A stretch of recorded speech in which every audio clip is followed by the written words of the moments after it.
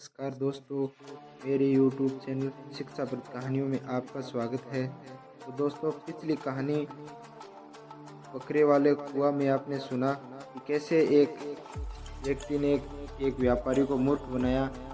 उसने उसको झूठ बतलाकर उनके सारे धन को अपना हथियार लिया और उसको भ्रम में डालकर चला गया। और वो व्यापारी उस कुएं के अंदर अपने भ्रम में को लेकर बैठा रहा और उसने उस व्यापारी से उस व्यक्ति के चंगुल में कैसे आ गया। तो इसका अगला भाग में आज आपके सामने लेकर पेश हुआ हूँ। जब उस व्यापारी को पता चला कि उसने उस व्यक्ति ने ठग लिया है तो वह उसको ढूंढने के लिए निकलता है, लेकिन उसको समझ में नहीं आता है वो किस तरफ जाए। तब वह यह सोचकर वह दक्षिण की दिशा की ओर चला। दिन भर वह चलता रहा। आखिर शाम के समय वह एक गांव में पहुंचा। वहां चौराहे पर उसे बहुत से लोग दिखाई दिए। उन लोगों को शायद उस ठग का पता मालूम होगा, ऐसा सोचकर सौदागर ने उनसे पूछा, क्यों भाई, आपको मैं कहा नाचों के बारे में मालूम है क्या? सभी लोग अचंभे से सौदागर की ओर देखने लगे। आखिर उसमें से एक ने कहा, हाँ हाँ मालूम क्यों नहीं, आप यहीं पर नाच कीजिए। और कुछ लोग ढोलक बजाने लगे। यह क्या कह रहे हो आप? मैंने पूछा था कि मैं कहाँ नाचूं के बारे में आप कुछ जानते हैं क्या? जानते क्यों नहीं, हम सभी लोग जानते हैं। आप यहीं पर नाच कीजिए, हम बाजे बजाते हैं। वे सब बाजा बजाने लगे। सौदागर को बड़ा गुस्सा आया। उसने सोचा, कैसे वाहियात लोग हैं।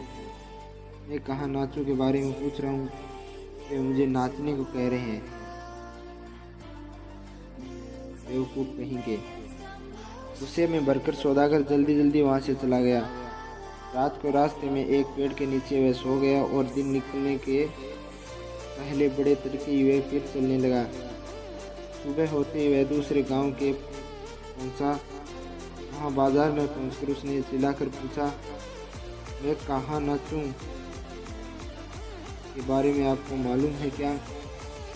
वहाँ के सभी लोग सौदागर के पास इकट्ठा हो गए और बोले, हाँ हाँ मालूम क्यों नहीं, आप यहीं नाच कीजिए। गांव के सभी लोग यहीं नाच किया करते हैं। और उन सब ने तालियां बजाना शुरू कर दिया। शर्मिंदा होकर सौदागर वहाँ से भी भाग लिया और भी 2-3 गाँव में रह गया। और मैं कहाँ नाचूं के बारे में उसने पूछा, पर हर जगह लोगों ने उसे नाचने के लिए ही कहा। बेचारा सौदागर, उसकी समझ में ही नहीं आ रहा था कि लोग उसे नाचने की क्यों कहते हैं। उसने सोचा कि देहात के लोग हैं, इसी तरह बदमाश होते हैं। शायद वह शहर जा पहुंचा।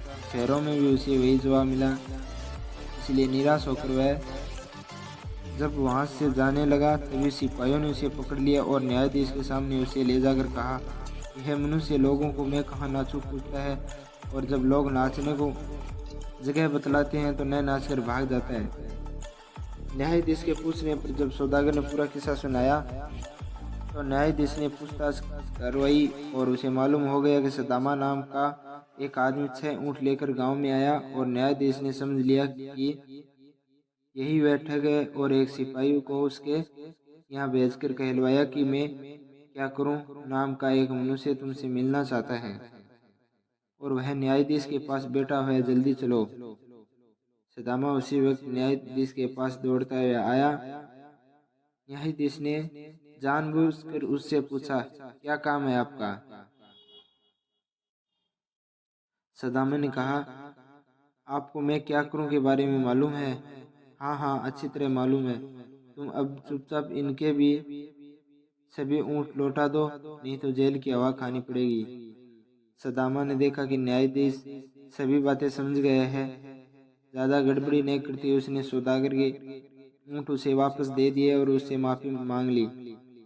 सौदागर ने न्यायाधीश को अनेक धन्यवाद दिया और अपने ऊँट लेकर वह जाने लगा।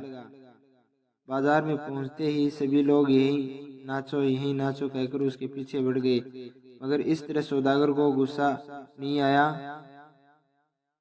बल्कि ऊँट मिल जाने की खुशी में वह सचमुच ही वहाँ नाचने लगा और लोग तालियां बजाने लगे।